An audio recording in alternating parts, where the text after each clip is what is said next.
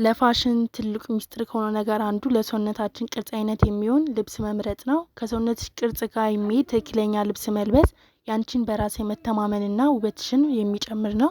በዛሬው ቪዲዮ የተለያዩ የሰውነት ቅርጽ አይነቶችንና ከሰውነትሽ ቅርጽ ጋር የሚሄዱ የአለባበስ ቲፖችን እነግርሻለሁ። እስከ መጨረሻው አብረሽኝ ቆይ።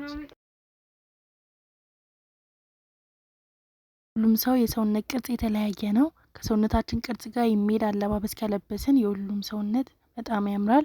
የሰውነት ቅርጻችንን ለማወቅ 3 ልኬቶችን እንወስዳለን።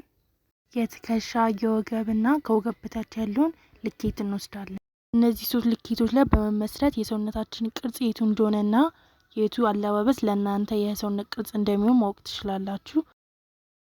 የሴቶች የሰውነት ቅርጽ በ5 ይከፈላል።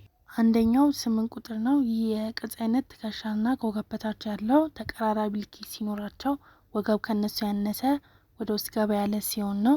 ይህም የሰውነት ቅርጽ ባላንስድ መጠን አለው። 8 ቁጥር በብዙዎች ዘንድ ተወዳጅ የሰውነት ቅርጽ ነው። እንደዚህ አይነት የሰውነት ቅርጽ ካላችሁ ለአለባበሳችሁ ማተኮር ያለባችሁ ወገባችሁ ላይ ነው። ከላይና ከታች ያለው የሰውነት ቅርጽ እኩል ሆኖ መታየት አለበት። ወገባችሁ ላይ ያዝ የሚያደርጉ ልብሶችን እንዲሁም ቀበቶችን ብንጠቀም ሰውነታችንን አጉልቶ ያሳያል። ሎው ዌስትድ ከሆኑ ሱሪዎች ይልቅ ሃይ ዌስትድ ሱሪዎችን ብንጠቀም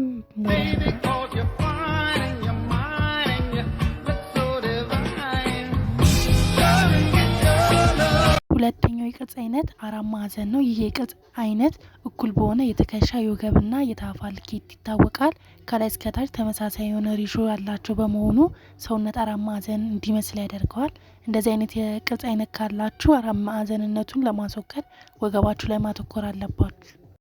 ወገባችሁ ቀጠን ያለ በማስመሰል ከላይና ከታች ያለውን የሰውነት ክፍል አጉልታችሁ ማሳየት ትችላላችሁ። ዋና ዓላማችሁ ወገባችሁ እንዲታይ ማድረግ ስለሆነ ወገባቸው ላይ ገባ ያለ የማስመሰል አቅም ያላቸውን ልብሶች መጠቀም።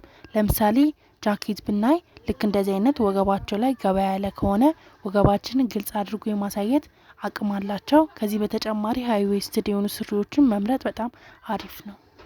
ሶስተኛው ደግሞ አፕል ወይም ሞላላ የሰውነት ቅርጽ የምንለው ነው። ይህ የሰውነት ቅርጽ ሰፋ ያለ ትከሻ ወይም ደረት፣ ቀጭን እግርና ወገብ አካባቢ ደግሞ ሞላ ያለ በመሆኑ አፕል ቅርጽ ያስመስለዋል።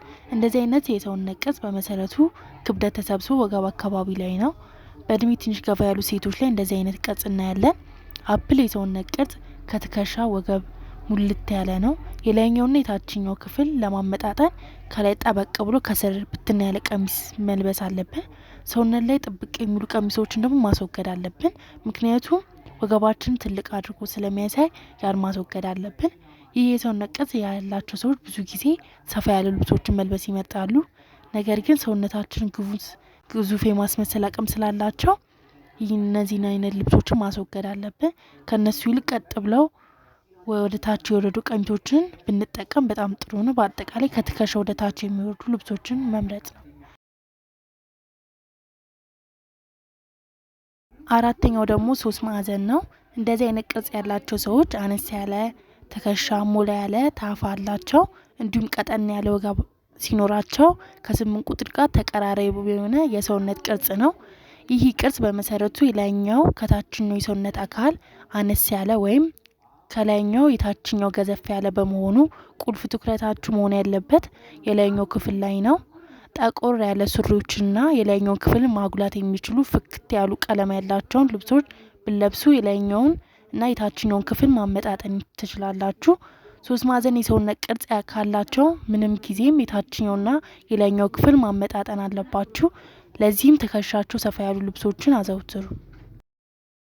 አምስተኛው ደግሞ የተገለበጠ 3 ማዕዘን ነው። ይህ ቅርጽ የ3 ማዕዘን ተገላቢጦች ሲሆን ሰፋ ያለ ትከሻና ከወገብ በታች ያለው ሰውነታቸው ደግሞ በጣም ቀጭን ነው። ብዙውን ጊዜ አትሌቶች እንደዚህ አይነት የሰውነት ቅርጽ አላቸው። ሰፊ ለሆነው ትከሻ ከታችኛው ሰውነታችን ጋር ሚዛናዊ የሆነ ምስል ለመፍጠር ቅድም ያለውን ነገር ተገላቢጦች ማድረግ ነው። ይህ ቅርጽ ካላችሁ ማጉላት ያለባችሁ የታችኛውን ክፍል ስለሆነ ከላይ ፍክት ያሉ ቀለም ያላቸውን ቶፖች አትልበሱ። ምክንያቱም የባሰ ያጎላዋል። ይልቁኑ ወገባቸው ግልጽ ሆኖ እንዲታይ ለማድረግ ደብዘዝ ያሉ ቶፖችን መልበስ ይኖርባቸዋል። ጠቁርና ደብዘዝ ካሉ ሱሪዎች ይልቅ ፍክት ያሉ ሱሪዎችን በመጠቀም ተመራጭ ነው። እናንተም በተመለከታችሁት መሰረት የሰውነት ቅርጻችሁ የት እንደሆነ በማወቅ አለባበሳችሁ ማስተካከል ትችላላችሁ። የሰውነት ቅርጻችሁ የትኛው እንደሆነ ኮሜንት ላይ ጻፉልኝ። እስከ መጨረሻው አብራችሁን ስለቆያችሁ አመሰግናለሁ። ለዚህ ቻናል አዲስ የሆናችሁ ይህን ቻናል ሰብስክራይብ በማድረግ ይህን ቤተሰብ መቀላቀል ትችላላችሁ።